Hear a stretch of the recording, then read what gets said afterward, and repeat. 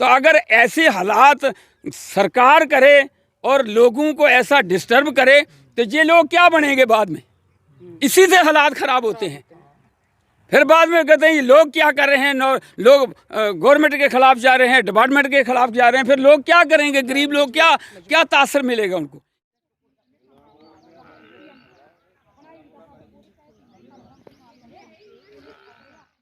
गलत था ना, किसी नंबरदार को बताया, नंबरदार को भी नहीं बताया, चौकीदार को भी नहीं बताया, गांव के वो पंच सरपंच को नहीं बताया। हमारे बुजुर्ग लोग थे, उनको पता है कि फॉरेस्ट कहाँ है। कुछ इतला देती है आपको उसे रोक दे भाई जंगलात में।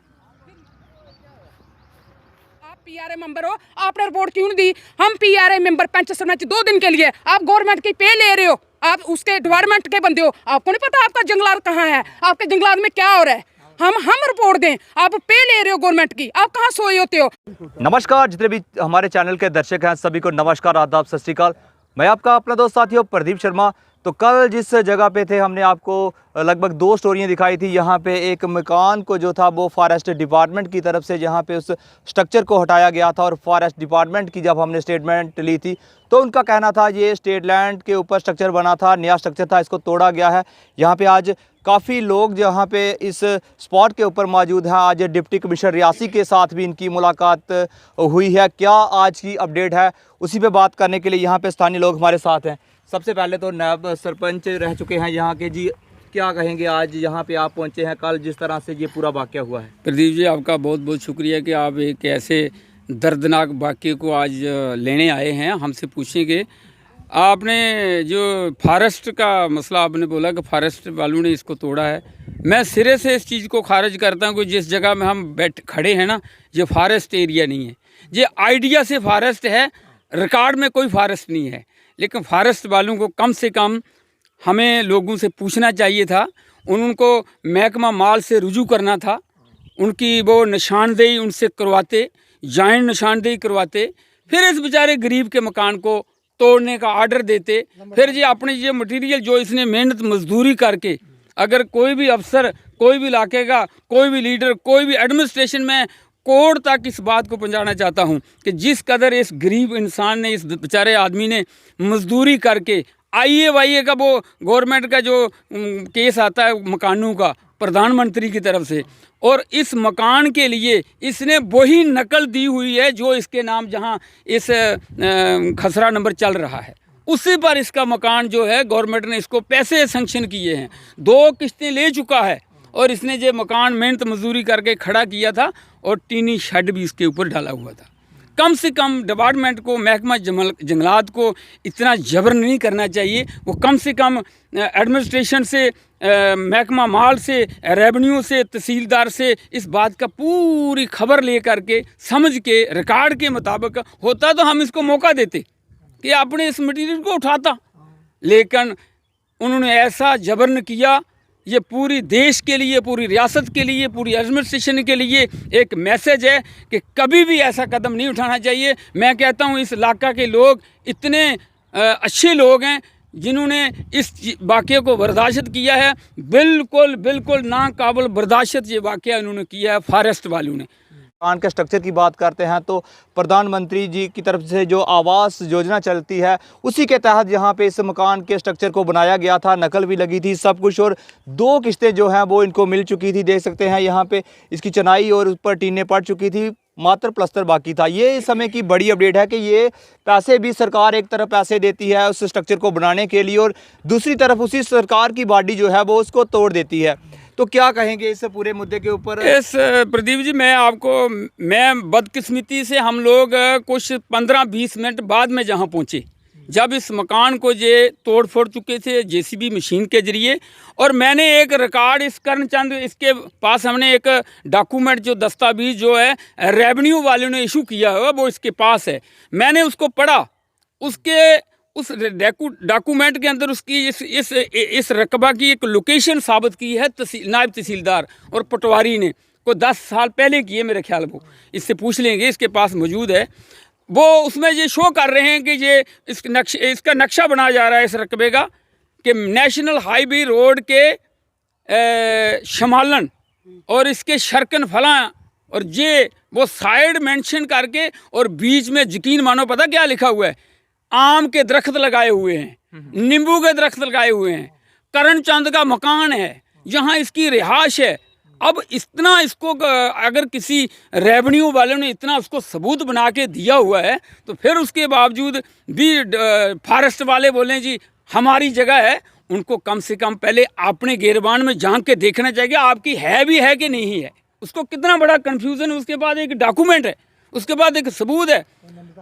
वो बात की बात है कि उसको कैसे इशू हुआ, क्या हुआ, सच है झूठ है, लेकिन वो एक तहसीलदार एडमिनिस्ट्रेशन ने उसको 10 साल पहले से वो डिमार्केशन करके दिया हुआ है, वो एक वैलिड है। उसको देख करके इसको कोई अख्तियार नहीं था इस मकान को गिराने का।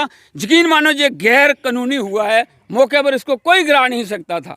लेकिन ये ऐसे साबित होता है एक गरीब आदमी है, उसकी कोई सुनवाई नहीं है, वो उसके ऊपर आकर के ऐसा किया है। कोई भी ये डिपार्टमेंट पर चाहे DFO हो, कोई भी मुतलका अफसर हो, उन्होंने ये ज्यादती की है इसके साथ और नाकाबिल बर्दाश्त है। हम यही कहते हैं कि एडमिनिस्ट्रेशन, तहसीलदार साहब, DC साहब, जहां हमारे जितने भी जो अफसर बैठे हुए हैं, इस इंसान की, इस आदमी की मदद करो। और ये जंगलात का रोला कोई रोला नहीं है, इनको कहो हम इसको देखेंगे, इसकी हम वेरिफिकेशन पूरी करवाएंगे, इसकी निशानदेही करवाएंगे, हम खुद करवाएंगे। ये जहाँ जंगलात, कोई जंगलात है, जंगलात की बुतियाँ हैं वो 600 मीटर पीछे हैं और एक कागज़ जो इन्होंने लिखा हुआ है 600 मीटर, यहाँ कहाँ ये साथ में ज़मीनें हैं। तो हमें लगता है ये बिल्कुल ज़्यादती हुई है। उसका मकान जिस तरह तोड़ा है, मटीरियल की देखो हालत क्या है। ये गरीब आदमी है, इसकी जो मिसिज है उसने जब हमने देखा ना, वो मशीन के आगे वो कह रही खुदा के लिए, ओ परमात्मा के लिए, भगवान के लिए मेरे मकान को नहीं तोड़ो। लेकिन वो ज़बरदस्ती कर रहे हैं। कम से कम इनको मौका देना था, 2-4 दिन का मौका देते। कोई ये ज़बरदस्ती करने वाला आदमी है, उसने चला के बोला भाइयों नहीं मेरे मकान को तोड़ो। तो अगर ऐसे हालात सरकार करे और लोगों को ऐसा डिस्टर्ब करे तो ये लोग क्या बनेंगे बाद में? इसी से हालात ख़राब होते हैं। फिर बाद में कहते हैं ये लोग क्या कर रहे हैं, लोग गवर्नमेंट के ख़िलाफ़ जा रहे हैं, डिपार्टमेंट के ख़िलाफ़ जा रहे हैं। फिर लोग क्या करेंगे? गरीब लोग क्या तासर मिलेगा उनको? इसलिए हम कड़े लफ्ज़ों में इस चीज़ की मजम्मत करते हैं और जंगलात वालों ने ये गलती जो की है वो इसकी माफ़ी मांगे कि उन्होंने गलती की है और इसको अव्वल तो इनको भुगतना पड़ेगा इसके लिए। ये गरीब आदमी किसी ऐसे आदमी की होती तो ये इनके ऊपर FIR दर्ज हो सकती है, FIR दर्ज होगी, इनकी जमानतें होगी, दोबारा किसी के मकान को ये बिना सोचे समझे कभी नहीं आएंगे। लेकिन ये हमारे लोगों की एक शराफत है जो अब तक हमने बर्दाश्त किया है।